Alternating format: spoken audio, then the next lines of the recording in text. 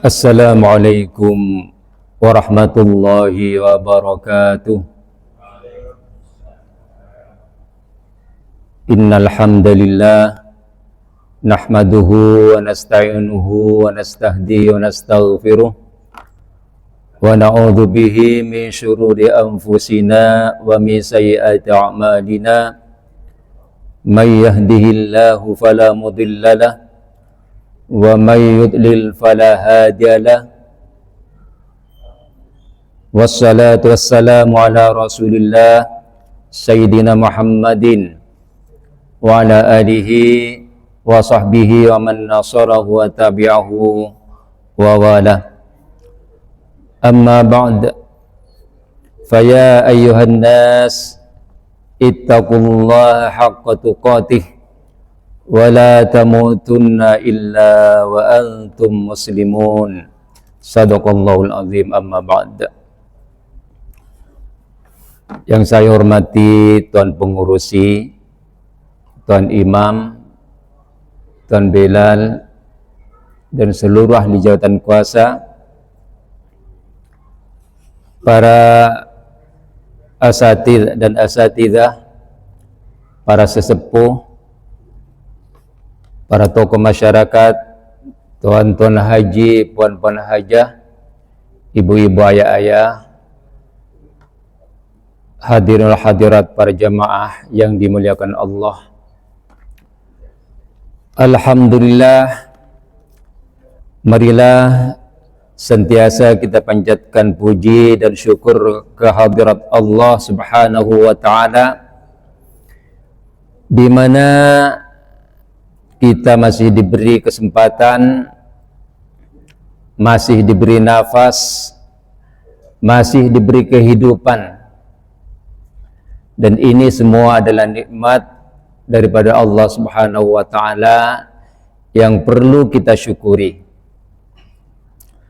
Entah tinggal berapa lama lagi kita diberi kesempatan oleh Allah tinggal di dunia alam yang fana ini sebelum kita dipanggil untuk menghadapnya. Justru itu hal yang paling penting dalam kehidupan kita adalah kita berusaha agar senantiasa menjadi manusia yang bertakwa. Sebab itu perkataan takwa ini senantiasa diulang dan wajib diulang dalam setiap minggu dalam khutbah salat Jumat. Ittaqullah, ittaqullah, bertakwalah kepada Allah. Bertakwa ini maksudnya kita menjalankan apa yang diperintahkan oleh Allah Subhanahu wa taala dan meninggalkan setiap apa yang dilarang oleh Allah Subhanahu wa taala. Itulah maksud ataupun pengertian daripada takwa. Dan takwa ini senantiasa disebut dalam Al-Quran dan digandingkan dengan berbagai macam. Allah umpamanya bercerita tentang kemuliaan. Inna akramakum indallahi atqakum.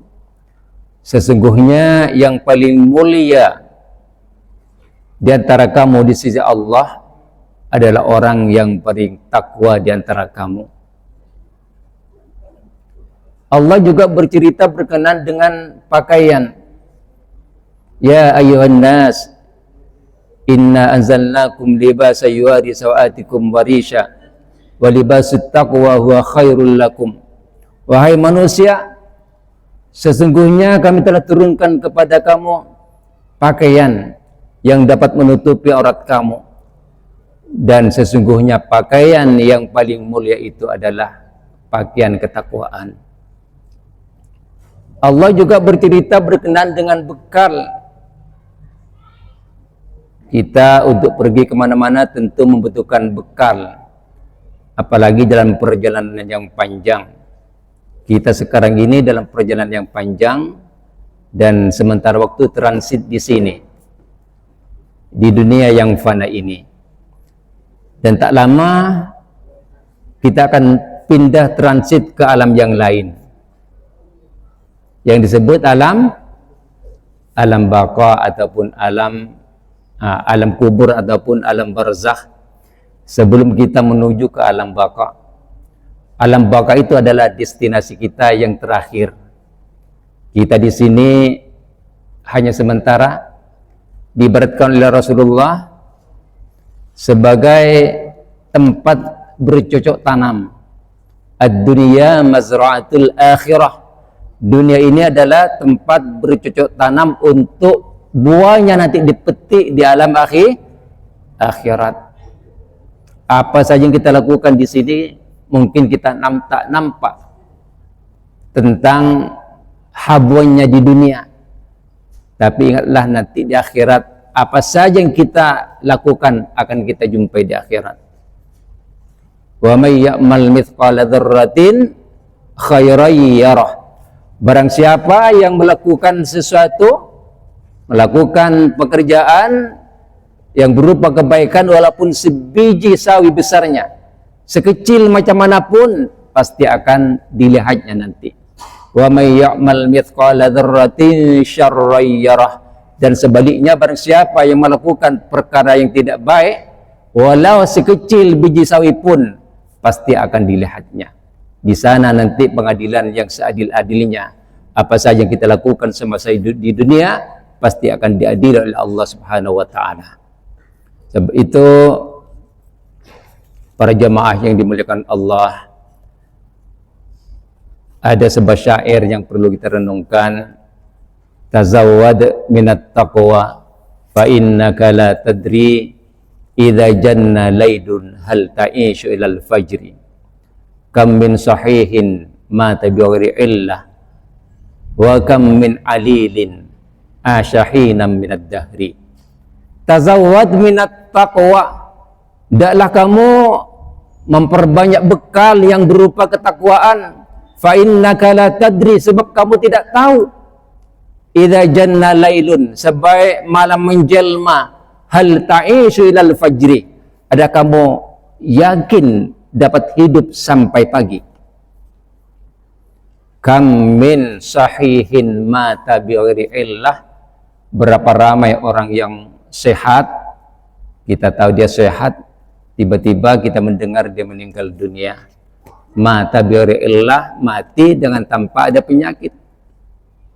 Wa kam min alilin asyahina minad dahri, dan berapa ramai orang yang sakit, kadang sudah bertahun-tahun sakit, tapi asyahina minad dahri, masih hidup bertahun-tahun, masih dapat bertahan. Orang yang tak sangka-sangka, yang masih sehat, yang semalam masih bersama dengan kita, tahu-tahu malam ini ataupun esok, apabila sampai ajalnya, kita mendengar sudah kembali ke rahmatullah. Tuan puan, siapa yang menyangka orang yang naik Grab di jalan raya, ya, naik motor, tiba-tiba berlanggar dengan kapal terbang. Tak pernah terfikir dalam pikiran kita. Tapi itulah suratan takdirnya. Idza jaa ajaluhum fala yastakhiruna sa'atau wa la yastaqdimun. Apabila sudah sampai ajalnya, maka mereka tidak dapat mengakhirkan satu saat pun dan tidak dapat mendahulukan. Dia akan berlaku tepat pada masanya. Sebab itu ajal itu adalah rahasia Allah. Kita tidak tahu bila akan terjadi, bila akan datang menjumpai kita. Tapi yang jelas, kita percaya ataupun tidak, yakin ataupun tidak, kita ini tuan-tuan, puan-puan sedang beratur panjang hakikatnya. Sedang menunggu giliran. Kita berebut untuk menuju satu counter. Tapi counter yang kita tuju ini kita tak tahu, tak pasti bila masanya kita mendapat giliran. Tapi yang jelas giliran itu akan sampai kepada kita. Dan itu tak seperti apa yang kita bayangkan. Mungkin kita merasakan, kita kan masih muda sekarang. Anak-anak kita, para remaja umpamanya, merasakan masih muda. Tapi tak tahu,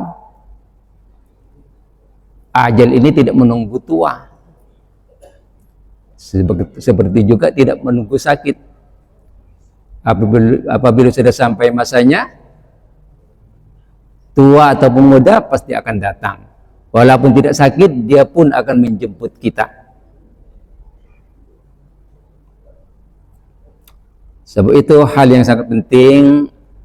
Marilah kita menginsafi diri kita sendiri dan juga jaga keluarga kita, anak istri kita, agar tetap menjaga perintah-perintah Allah dan meninggalkan larangan-larangan Allah. Itulah arti takwa.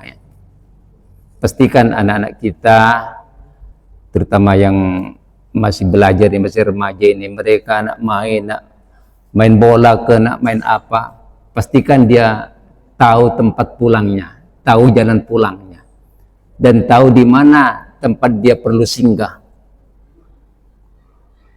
Jangan tak tahu nak singgah ke mana, pergi jalan seharian, lepas itu sampai rumah lagi. Entah pernah jumpa surau ke masjid, tak tahu. Kita umat Islam adalah umat yang telah diberi beban oleh Allah Subhanahu wa taala untuk melakukan pengabdian sebanyak 5 kali dalam sehari semalam. Dan pengabdian ini Allah letakkan dengan begitu cantik sekali. Di awal-awal pagi Allah perintahkan kita supaya bangun, dan itu baik, untuk kesehatan pun baik, untuk rezeki pun baik. Bahkan orang-orang Cina pun berlomba-lomba bangun pagi. Kita yang kadang-kadang lambat bangun pagi. Padahal Rasulullah SAW menyebutkan raka'atal fajri khairum minad dunya wa ma fiha. 2 rakaat fajar. 2 rakaat fajar ini sunat qabliyah subuh. Khairum minad dunya wa ma fiha. Lebih baik berbanding dunia dan seisinya. Tapi terkadang kita demi untuk cepat sampai ke tempat kerja, tak buat pun salat sunat subuh, terus salat fardu subuh, takut terkena jam di tengah jalan. Yang kita cari ini senilai berapa, yang kita tinggalkan lebih baik berbanding dunia dan isinya. Para jemaah yang dimuliakan Allah, alhamdulillah kita mari teruskan lagi pembahasan kita, masih berkenaan dengan fardu wudu ya. Fardu wudu seperti yang kita maklum bersama, yang telah dibaca tempo hari. Ada 6. Bismillahirrahmanirrahim. Furudul wudu'i sittatun. Fardu wudu itu ada 6. Al-awalu an-niyah, yang pertama niat, yang kedua ghusl wajhi, membasuh muka. Asal itu yang ketiga ghuslul yadaini, membasuh kedua tangan, ma'al mirfaqaini, beserta 2 siku. Sampai membasuh wajah ini sudah kita terangkan secara detail ya.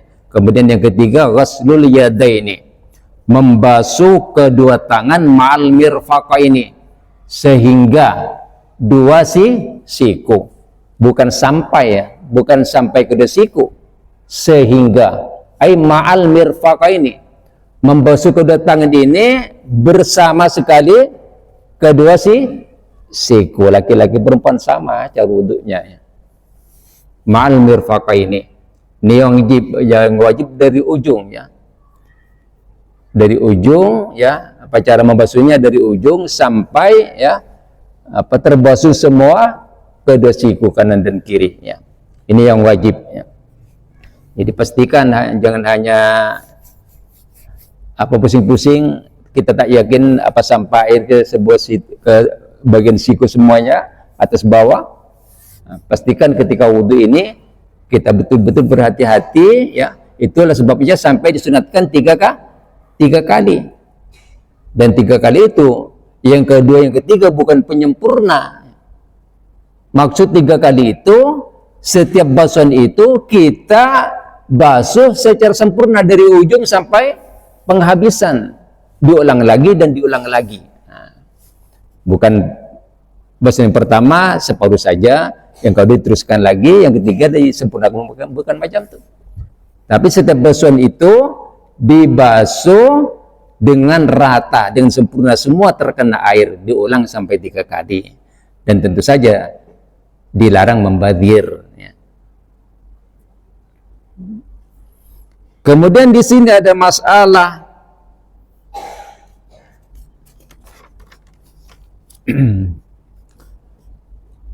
fa in ubina ba'du mahallil fardi wajaba waslu ma baqiya. Jika ada orang yang terpotong ataupun dipotong sebagian fardunya, sebagian tangan yang wajib dibasuh itu sudah terpotong, eksiden ataupun disebabkan apa, lalu terpotong ataupun memang dipotong oleh dokter, maka sebagian yang ada itu wajib dibasuh. Sebagian yang ada wajib dibasuh secara sempurna. Min mirfaqihi wajib waslu ra'si 'azmi 'adudihi. Ataupun yang terpotong atau dipotong sampai sikunya, dari siku ke bawah hilang, ataupun sudah dipotong. Kalau dari siku kan wajib hingga ke semuanya siku, bersama semua siku. Kalau terpotong di sini, maka sebagian sendi yang ke atas ini wajib dibasuh juga, dilebihkan sedikit sampai atasnya perbatasannya. Kalau yang terpotong di atasnya siku, bagaimana? Kalau yang terpotong di atasnya siku, maka tak wajib lagi membasuh sebagian lengan yang ada, tapi masih disunatkan. Masih disunatkan membasuh bagian lengan yang ada. Amin fauqihi sunnah ghuslu baqi adudihi muhafadatan ala tahjili wa li alla yakhlul adhu min taharah. Dan apabila orang itu terpotong dari atas sikunya, maka masih disunatkan membasuh sebagian lengan yang tersisa. Alasannya muhafadzatan alat tahjil, untuk menjaga tahjil. Tahjil, ingat yang saya terangkan bulan yang lepas, ada tahjil, ada hurun. Kata Rasulullah, ummati hurun muhajjalun. Umatku hurun muhajjal. Kalau hurun itu berseri-seri bagian muka, ya. Kalau muhajjal atau mutahjil ini berseri-seri bagian tangan. Min atharil wudu, dari kesan-kesan wudu. Semasa hidup di dunia dulu mengambil wudu, maka Rasulullah nanti dari kiamat mengenali umat baginda dengan pantulan cahaya yang berseri-seri, yang dipantulkan oleh cahaya apa? Cahaya wajah dan cahaya tangan. Sebab itu kata Rasulullah, maka perpanjanglah cahayamu, urunmu, cahaya pada wajahmu, dan perpanjang cahaya pada tanganmu. Itu yang maksud tahjilnya. Jadi kalau yang wajib ini dengan sikunya semuanya sekali, disunatkan melebihkan ketika membasuh, lebihkan ke atas. Begitu juga wajah, ya, yang wajib perbatasan, ya, perbatasan, lebihkan sedikit, ya, lebihkan sedikit, ambil sedikit bagian rambut dan bagian sampai telinga, ya, ataupun belakang telinga sekali, supaya cahaya yang berseri-seri ini nanti lebih lebar lagi. Dari kejauhan Rasulullah nampak, ya, sudah tak melihat umatnya. Ini umatku, itu lagi umatku, itu di sana lagi umatku. Sebab kesan wudhu itu nanti akan bercahaya bergemerlapan nanti dari kiamat. Itu yang membedakan umat Rasulullah dengan umat-umat yang lain. Itu alasannya kenapa kalau sudah terpotong di atas siku tapi masih disunatkan untuk membasuh bagian lengan yang ada, agar supaya lengannya itu juga nanti memancarkan cahaya di hari kiamat.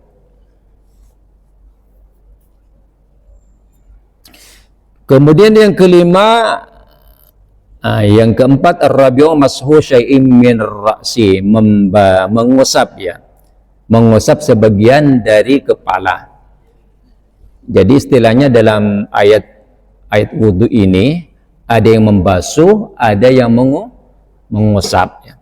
Kalau kita perhatikan Al-Quran ya, kita mencari cara-cara pelaksanaan salat dalam Al-Quran, kita tidak akan menjumpai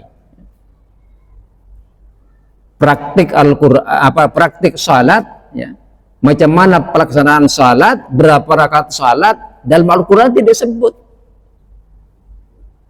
Macam mana kita boleh tahu salat Isya ini 4 rakaat, subuh 2 rakaat, maghrib 3 rakaat? Ini semuanya dari sunnah, daripada hadis Rasulullah SAW. Sebab itu dalam masalah salat Rasulullah bersabda, "Sallu kama ra'aitumuni usalli." Salatlah kalian sebagaimana kalian melihat cara salat aku. Yang hidup bersama Nabi, para sahabat memperhatikan macam mana Rasulullah salat, macam mana Rasulullah takbir.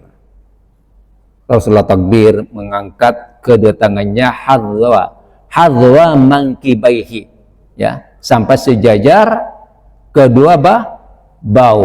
Perkataan sejajar ini dalam 4 mazhab itu berbeda cara memahaminya. Kalau Imam Ahmad umpamanya hadwa ini sejajar sini.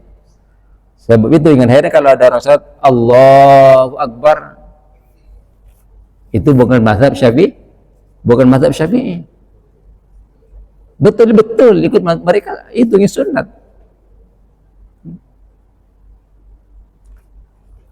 Dalam mazhab Syafi'i, perkataan hadwa mankibaihi dalam hadis itu sejajar kedua bahu, sejajarnya begini, bihaisu tasama tutrusu asabihi a'la udhunaihi. Ukurannya ujung jari ini lurus ataupun rata dengan atas telinga, wa ibahamaihi syahmataihi. Kedua ibu jari lurus dengan lubang telinga di atas bau. Sejajar bau di sini, bukan di sini. Allah ya. Ujungnya sini atas telinga, yang ini lubang telinga sudah sejajar dengan bau. Bukan macam ini. Macam tak sejajar dengan bau. Allah walaupun lurus dengan ini, bukan. Allah. Dan disunatkan dibengkokkan sedikit, bukan macam ini. Tapi dibengkokkan sedikit supaya menghadap kiblat. Kalau macam ini, tidak menghadap kiblat. Sebab pergerakan tangan kita, termasuk jari-jari kita ketika dilipat atau sujud, ini semuanya menghadap kiblat. Sebab itu ketika sujud jangan letak macam ini di lutut, tapi macamnya tetap mengarah kiblat, ini lutut kita. Bukan dibuat macam ini, dibuat sederhana, dibentangkan, tidak dirapatkan betul, tapi tidak direnggangkan. Begitu caranya. Ketika takbir begitu juga. Itu hadwa mankibaihi. Ini praktik dalam salat. Tapi dalam wudu Al-Quran menyebut secara jelas, ya ayyuhalladzina amanu idza qumtum ilas salati faghsilu wujuhakum ya. Wahai orang-orang yang beriman, surat Al-Maidah ayat yang ke-7, apabila kamu ingin melakukan salat, faghsilu wujuhakum, maka basuhlah wajah-wajah kamu, wa aydiyakum, dan tangan-tangan kamu, ilal marafiki, sehingga siku, wamsahu biru'usikum. Apabila menyebut tentang urutan yang berikutnya, yaitu kepala, wamsahu biru'usikum, dan usaplah kepala kamu. Wa arjulakum lagi, bukan wa arjulikum, tapi arjulakum datangkan kepada fasilu wujuhakum wa arjulakum, menjadi maf'ul ya, tetap kepada wujuhakum. Wa arjulakum ay fasilu arjulakum, dan basuhlah kaki-kaki kamu ilal ka'baini, sehingga dua buku ladi. Lengkap, jelas ya. Rukun wudu apa fardu wudu ini jelas dalam Al-Quran. Yang diterangkan dalam Al-Quran, yang pertama wajah, wajib membasuh wajah, wajib membasuh kedua tangan, wajib mengusap sebagian kepala, dan wajib membasuh kedua kaki. Sedangkan rukun atau fardunya wudu ada 6. Niat tidak disebut dalam Quran, tapi disebut dalam sunnah Rasulullah Sallallahu Alaihi Wasallam. Kemudian yang keenam, tertib. Wajib tertib. Tertib tidak disebut secara jelas, secara sore, tapi disebut secara dalalah, secara pengertian dalam Quran. Sebab ketika para sahabat bertanya kepada Rasulullah tentang manasik haji, para sahabat bertanya kepada baginda, anabda'u bis safa atau bil marwah, ya Rasulullah, cara melakukan sa'i ini adakah kami mulai daripada safa dulu atau marwah dulu? Rasul menjawab, ibda'u bima bada'allahu bih, kamu mulailah sesuai dengan apa yang Allah memulainya. Allah mulai marwah dulu atau mulai sa'i dulu? Apa mulai safa dulu? Dalam Al-Quran Allah sebut marwah dulu atau sebut safa dulu?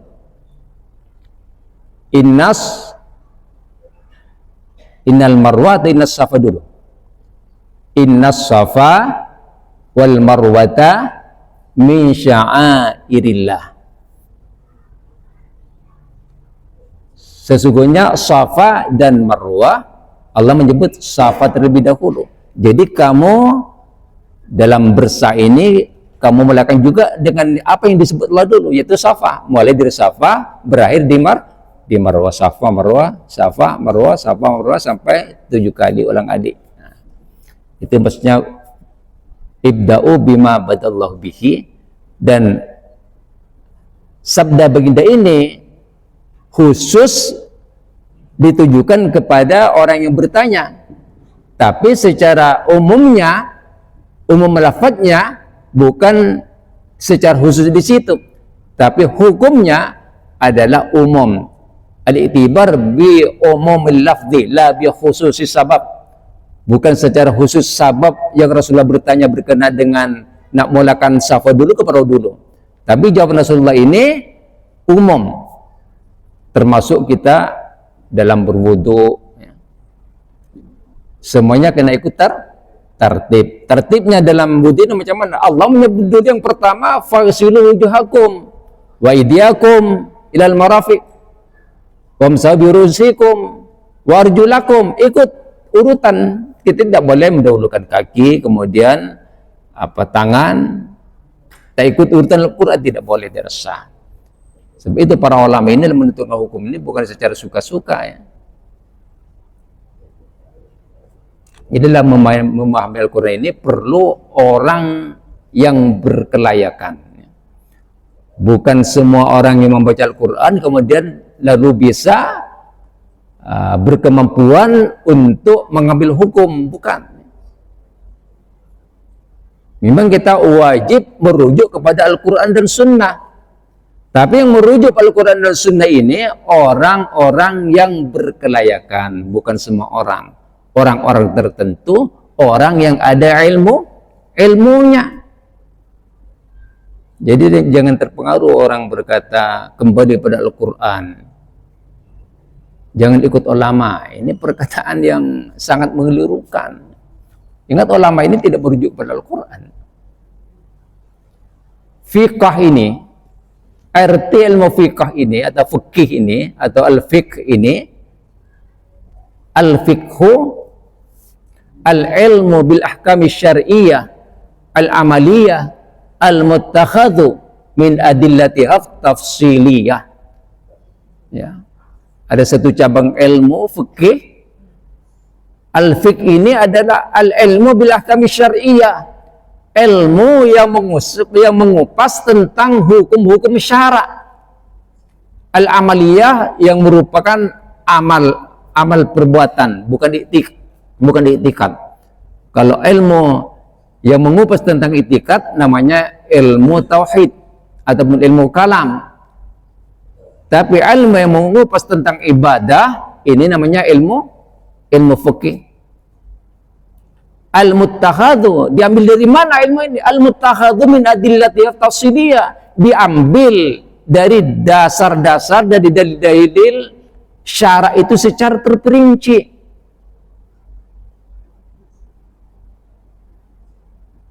Kalau kita melihat dalam surah Al-Maidah ayat 7 ini hanya 4. Fardu wudu hanya 4. Tapi ulama bukan hanya menentukan di situ saja.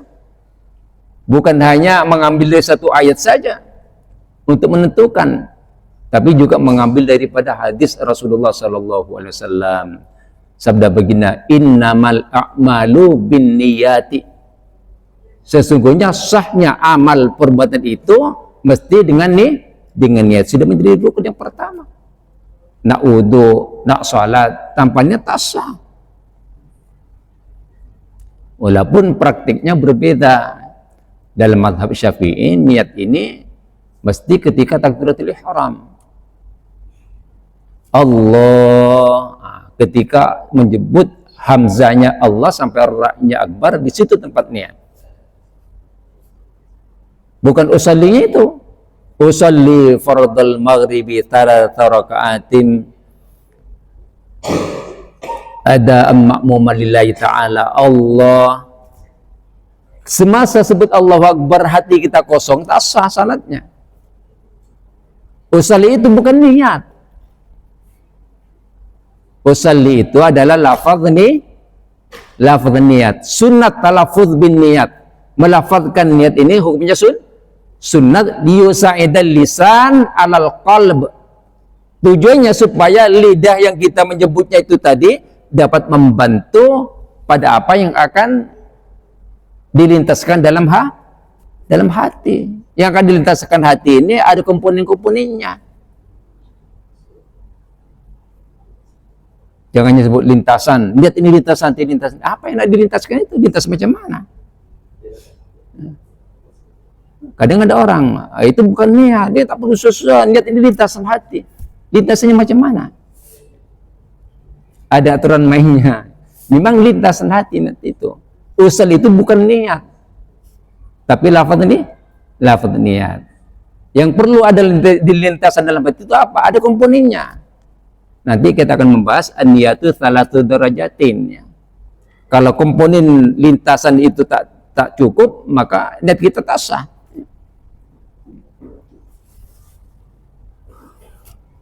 Wallahu a'lam bishawab.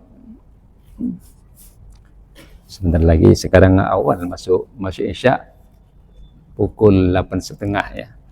Lagi 3 menit lagi insyaallah. Mungkin sebelum ditutup kalau ada pertanyaan, mungkin satu pertanyaan. Kalau ada kemusykilan dipersilakan.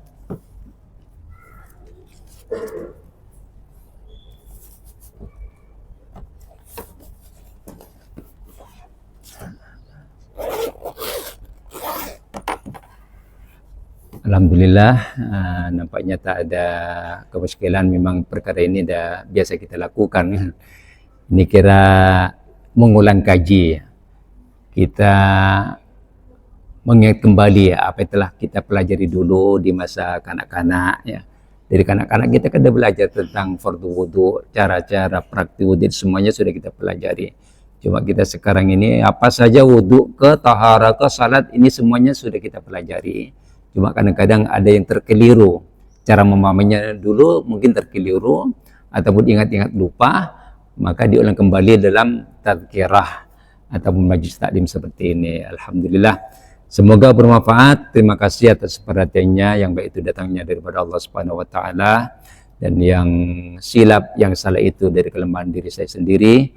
Mohon maaf apabila terdapat kesalahan dan kekurangan ataupun kurang jelas dalam percakapan saya. Terima kasih. Walafu minkum. Wassalamualaikum warahmatullahi wabarakatuh.